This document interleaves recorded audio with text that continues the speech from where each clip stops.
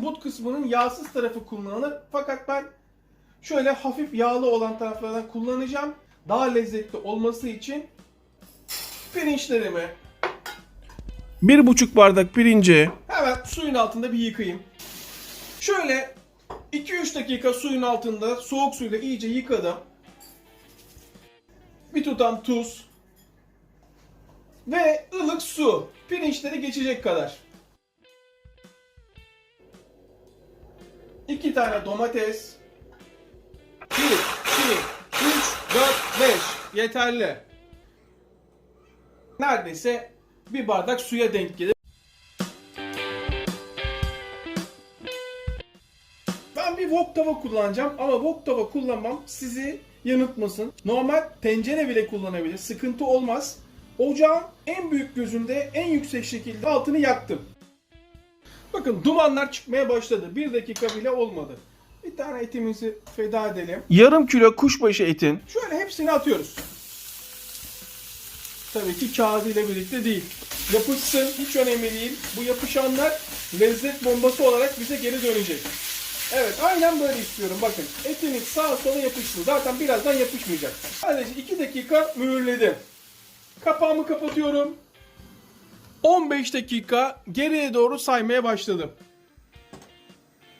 Bakın normalde açmamam lazım ama size göstermek için yapıyorum. Suyu görüyor musunuz? İyice sulanmaya başladı. Altını kısıyorum ve arkadaki ocağıma alıyorum. Bu artık yavaş yavaş burada 15 dakika pişsin. Şimdi gelelim pilava. 1,5 yemek kaşığı tereyağı. Şöyle 1,5. Kaşığım çok büyük, sizi aldatmasın. 1,5 yemek kaşığı zeytinyağı veya ayçiçek yağı, size kalmış. Kaşığım çok büyük. Bu 1,5 yemek kaşığı yapar. Şu köpükler had safhadayken 2 tane büyük boy sivri biber. tohumlarıyla birlikte. Unutmayın, tohumlar önemli. Biberleri şöyle bir dakika rahat bırakıyorum. Biraz tuz. Neden tuz? Pirincimi attığım zaman pirinçlerim kırılmasın diye.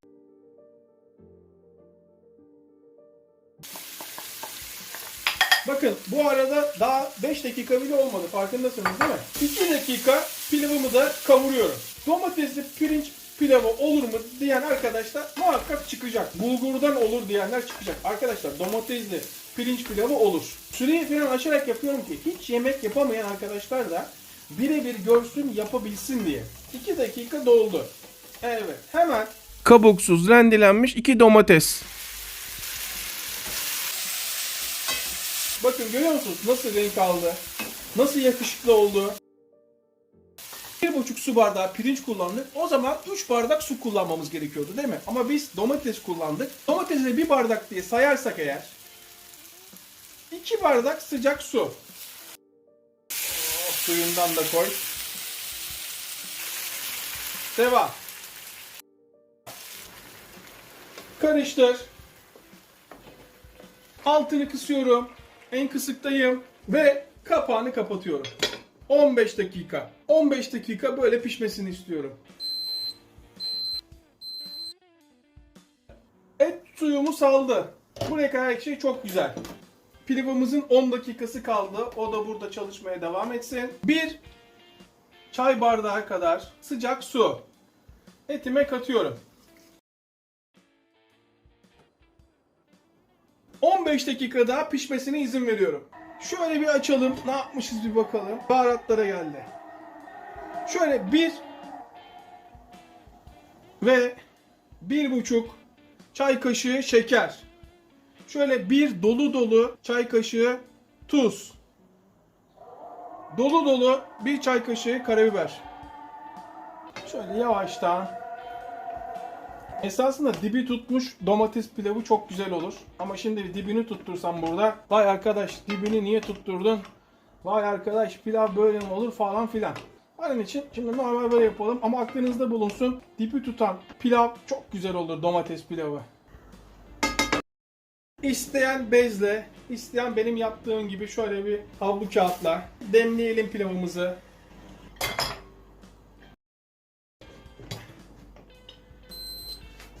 ...15 dakika daha geçti. Toplam yarım saat oldu.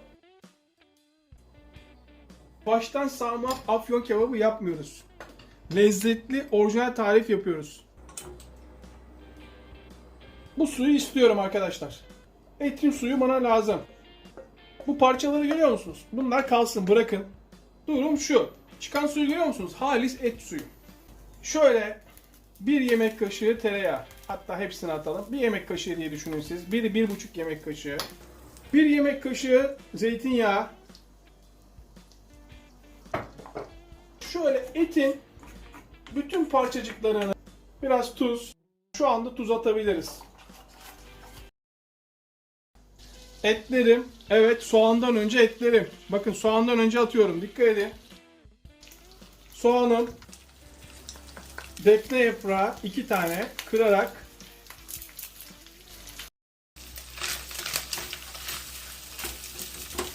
artık kızartma bölümündeyiz. Yarım çay kaşığı karabiber. 1,5 çay kaşığı tuz. Orta ateşte kavuruyorum. Eti bakar mısınız? Et ne hale geldi ya? Görüyor musunuz? Bakın şimdi, bu burada pişmeye devam etsin, tamam mı? Bir tavada, bu arada eti unutma. Et şu anda lokum gibi. Bir yemek kaşığı tereyağı. Ama bakın, bembeyaz tereyağım, görüyor musunuz? Çünkü tamamen tuzsuz. Tırnak pidesi olan için daha iyi olur. Ama şu andaki elimizdeki pideyi değerlendiriyoruz.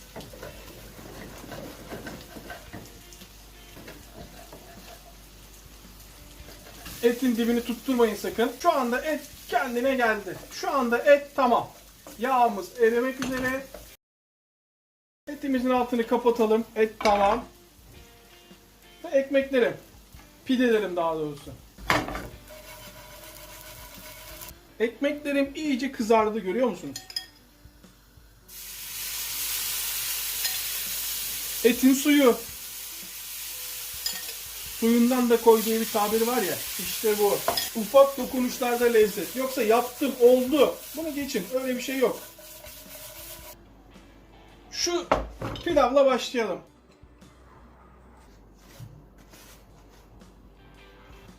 Yakışıklının durumu bu.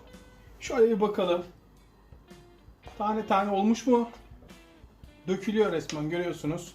Ama zaten domates pilavı zor bir pilav değil. Etimiz. Şu siyahlar sizi yanıltmasın. Kırmızı soğan kullandığımız için. Nasıl kokuyor biliyor musunuz? Of. Of of of of of.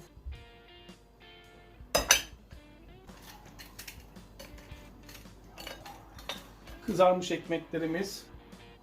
Kaldır. Et suyumuz vardı biliyorsunuz. İşte.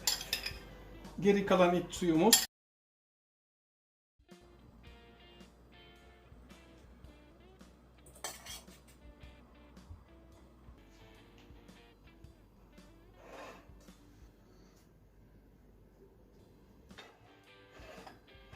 Evde yapabileceğiniz en iyi Afyon kebabı.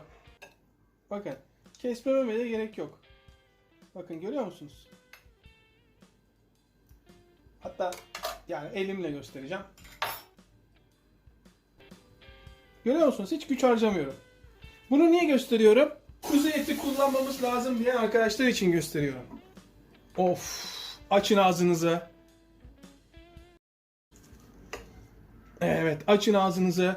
Tekrar açın. Bu bunu hak ediyor. İkinci sefer hak ediyor. Bir de pilavımızın tadına bakalım. Bakın, tane tane, görüyor musunuz?